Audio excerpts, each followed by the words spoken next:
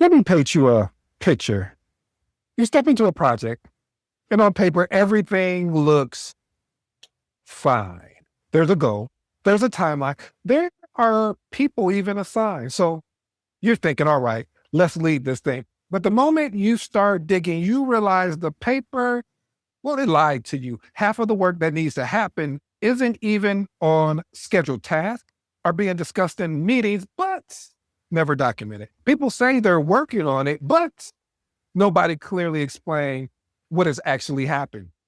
Ownership is kind of there, but not really. And deadlines, yeah, they exist until something shifts. And then nobody or everybody just starts without a real conversation. No real alignment, no reset, no one asking, wait a minute, hold up.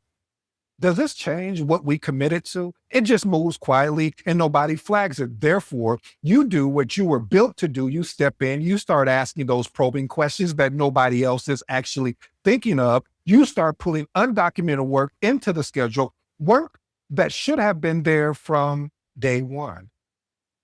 You follow up, you document, you chase that loose thread and turn them into something that is visible as well as actionable. And you become the consecutive tissue of the project that was never actually connected. And then slowly things start moving, but not because the system is working. It's because you're holding the system together. And here's the part that hits just a little bit different. While you're doing all of that, somebody looks at the project and says, we're not moving fast enough. They got jokes, don't they? I'm not sure where we're getting this level of delivery we need. And for a second, you kind of just pause, stop, and think, because your mind, you're replaying everything, the undocumented tasks you surfaced, the misalignment deadlines you caught, the gaps you feel before they became actual fires. The clarity you created in a room that actually had none to begin with. And you're thinking, this project is only standing because I've been holding it up. But you don't say that. You stay professional. You tighten the update. You smooth the language. You make it so it sounds like everything is under control because that's your job. And you are actually really good at it. But internally, I get it. You feel it, that frustration of being evaluated on outcomes that were structurally compromised before you even touched them, that disconnect of doing invisible work and having that invisibility used as evidence that you're not doing enough. That weight. I'm talking about that heavy weight of knowing the truth and having no clean way to say it without, of course, coming across or even sounding defensive. And if you've ever been in that room before, you know that you are inside of an environment that it keeps manufacturing chaos. Then you already know this isn't just a project management problem. This is a leadership problem. What does John Maxwell say? Everything rises and falls on leadership. So this is what happens when structure is treated as optional, but accountability is enforced like it was guaranteed. And that actually raises a real question. If the system was never built to succeed, who exactly is failing? And that right there is where too many project managers start actually losing themselves. Because once you've been in that environment like that before, you start realizing something. A lot of people are being measured in a situation where success was never clearly defined to actually begin with. And if success is unclear, then performance becomes unclear. And if performance becomes unclear, okay, let me calm down. But eventually become blame after blame after blame. The easiest place to put it first is on the project manager, which brings me to my first principle. Principle number one, you can't measure performance against a moving target. Yes, this is going to be a tough episode today. See, priorities keep shifting, tasks are loosely defined, and ownership is constantly changing. Then performance becomes impossible to measure fairly. Now, people are no longer being evaluated against a clear standard. They're being evaluated against whatever the room currently feels in that calling progress. Why is this important? Because the moment success is not clearly defined, family, failure becomes easy to assign. And in a lot of organizations, that blame lands on the person trying the hardest to create order. You guessed it, the project manager. So experiment with these actionable tips. Lock in clear definition of done, ownership, and expected outcomes before execution begins. Next one, document every material shift in scope, priority, timing, or ownership as it happens. You know the motto here, documentation beats what? Documentation will always beat conversation. Here's my professional advice. If the target keeps moving, performance will always look inconsistent, even when the effort is real. And once you understand that, you kind of start seeing a deeper issue. Principle number 2, the system will always outperform individual willpower. A lot of project managers think the answer is, I just need more follow-ups. I just need to be tighter. I just need to stay on top of it better. I'm gonna tell you in English as well as in Spanish. No, because no matter how disciplined you are, you cannot consistently outperform a weak system. Why is this important? Because the structure is broken, often gets wasted. You start burning energy trying to compensate for gaps that should have been solved by process, alignment, and of course, my favorite word, accountability. Here's some actual tips I would love for you to experiment. Identify where the system is broken and identify an intake, ownership, documentation, prioritization, and dependency. Next one, stop treating repeat chaos like a people issue when we know it's clearly a system issue. Here's my professional advice. Willpower might help you survive a broken system, but it will never make sure that the system is reliable. And when you stay in that kind of environment long enough, principle number 3, bad environments will make will make exceptional project managers question themselves.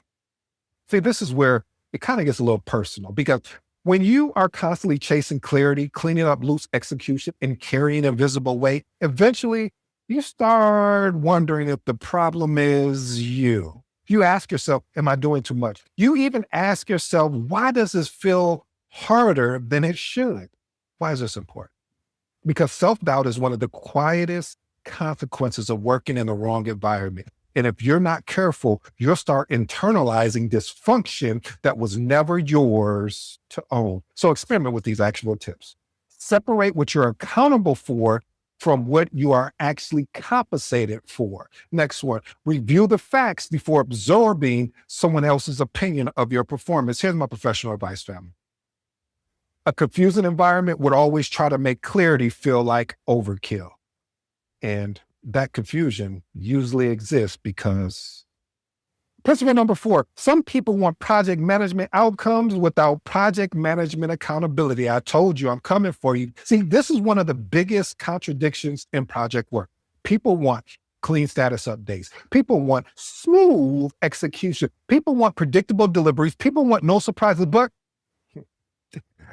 they do not always want visible ownership, documented commitments, hard due dates, or accountability when things go to the left, basically when it slips. Why is this important? Because somebody has to absorb that gap. And too often that somebody, well, raise your hand, project manager, is us.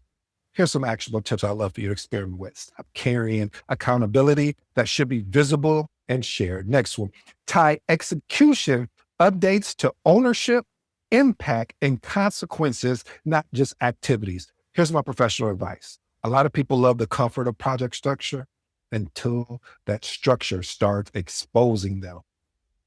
And when people don't feel safe being exposed, well, leads us into principle number 5. Psychological safety is an operational requirement.